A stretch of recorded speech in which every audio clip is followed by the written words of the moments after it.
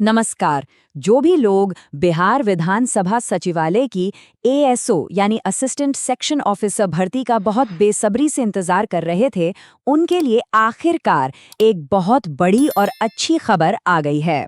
हाँ, मानता हूँ कि ये इंतजार काफी लंबा रहा है, पर अब लगता है कि ये खत्म होने ही वाला है। तो सबसे बड़ा सवाल यही है, क्या बिहार एएसओ का ये लंबा इंतजार सच में खत्म हो गया है? चलिए आज इसी सवाल का जवाब ढूंढते हैं और इस भर्ती से जुड़ी हर एक छोटी बड़ी जानकारी को अच्छे से समझते हैं। तो सबसे पहले आज की 3 सबसे जरूरी बातें जान लीजिए। पहली, पदों की संख्या बढ़कर अब 98 हो गई है, ये कंफर्म्ड है। दूसरी, एप्लीकेशन पोर्टल एक बार फिर से खुलेगा।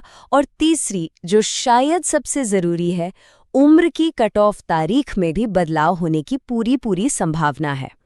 ठीक है, तो चलिए एक एक करके बात करते हैं। सबसे पहले आते हैं सीटों की संख्या पर। सोशल मीडिया पर बहुत सी अफवाहें चल रही थीं, तो अब अफवाहों से सच्चाई तक का सफर तय करते हैं और सब कुछ क्लियर करते हैं। देखिए, कई जगहों पर यह बात चल रही थी कि एएसओ की 150 से भी ज़्यादा सीटें आने वाली हैं, लेकिन मैं आपको बता दूं कि ये जानकारी सही नहीं है। जो पक्की और ऑफिशियल खबर है वो ये है कि कुल पदों की संख्या अब 98 हो गई है। तो याद रखिए, 150 नहीं, 98 सीट्स कंफर्म हैं।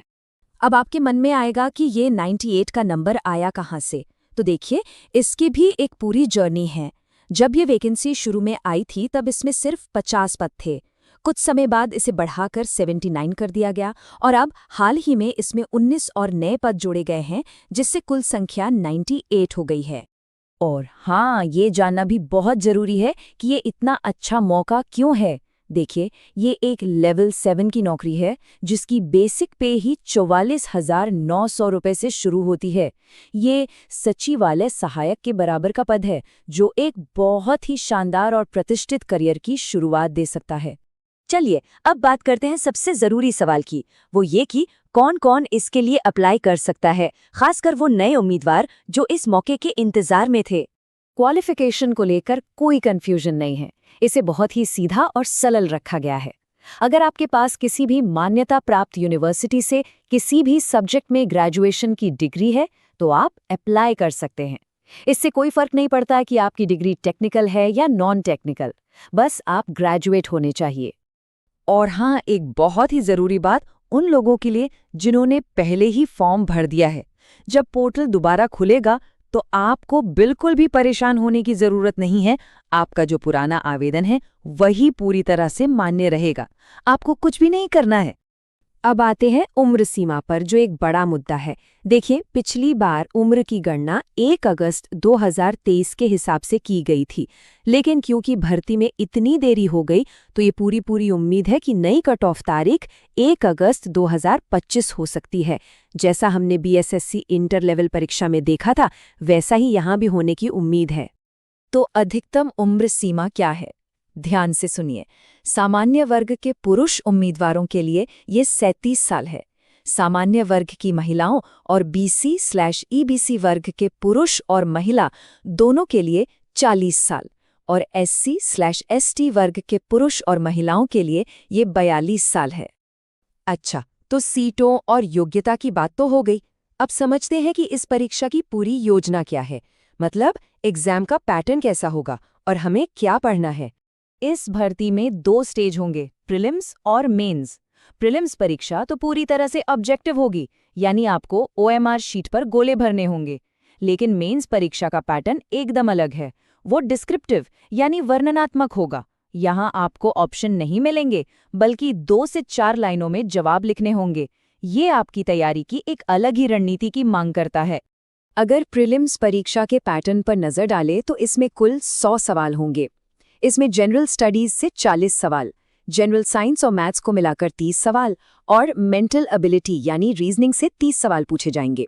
मार्किंग स्कीम को समझना बहुत ही ज्यादा जरूरी है, क्योंकि यहाँ गलती की गुंजाइश बहुत कम है। हर सही जवाब के लिए आपको 4 नंबर मिलेंगे, लेकिन हर एक गलत जवाब पर आपका 1 नंबर काट लिया जाएगा। इसका मतलब है कि 1/4 नेगेटिव मार्किंग है, तो तुक्का लगाने से पहले सोचना पड़ेगा। सिलेबस में कुछ खास टॉपिक्स पर आपको ज्यादा ध्यान देना होगा, जैसे कि नेशनल और इंटरनेशनल करंट अफेयर्स, भारतीय इतिहास, जिसमें बिहार के योगदान पर खास फोकस हो, पंचायती राज सिस्टम और पंचवर्षीय योजनाएं। गणित मैट्रिक लेवल की ही होगी और जनरल साइंस में फिजिक्स, केमिस्ट्री और बायोलॉजी से सवाल आएंगे।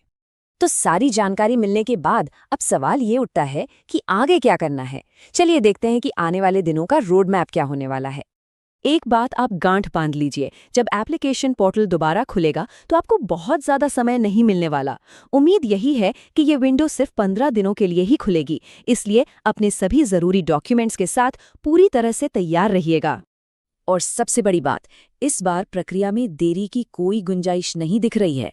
खबर यही है कि परीक्षा जून महीने तक करा ली जाएगी। इसका सीधा सा मतलब है कि तैयारी के लिए अब ज्यादा वक्त नहीं बचा है। तो अब सारी जानकारी आपके सामने है। एक बहुत बड़ा और सुनहरा मौका दरवाजे पर दस्तक दे रहा है। अब सवाल ये नहीं है कि तैयारी कैसी है, सवाल ये है कि क्या आप इस मौके को अपनी सफलता में बदलने के लिए तैयार हैं? इस तरह की सबसे तेज और सबसे सटीक जानकारी के लिए हमारे साथ जुड़े रहिएगा। चैनल को सब्सक्राइब करना बिल्कुल मत भूलिएगा ताकि कोई भी जरूरी अपडेट आपसे मिस ना हो। मिलते हैं अगली जानकारी के साथ। धन्यवाद।